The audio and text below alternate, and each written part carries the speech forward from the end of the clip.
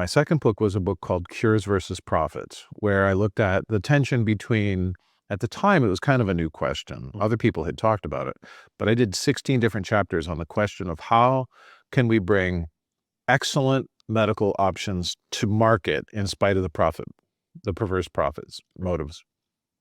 And I decided to add a chapter on vaccines. Okay.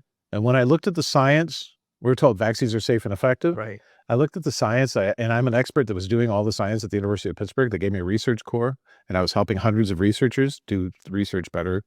I said, wow, this is really garbage. I felt like we were flying blind. And the floor went out from underneath me. I'm thinking about all the kids that were kind of receiving these vaccines, and we really don't know. What about autism? What about ADHD? What about autoimmunity? These are the big ones for me.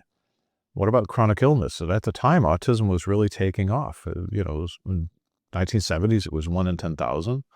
At that point in time, it was about 1 in 36, and now we're 1 in 42, and then over time, and every 4 years, we could see it's increasing.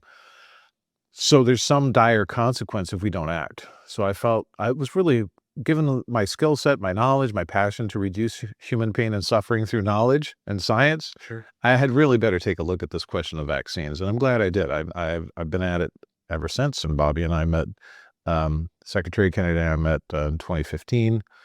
I used to travel to state capitals a lot to testify about the actual state of science on vaccine safety. So I got to know him pretty well, and we've been working together.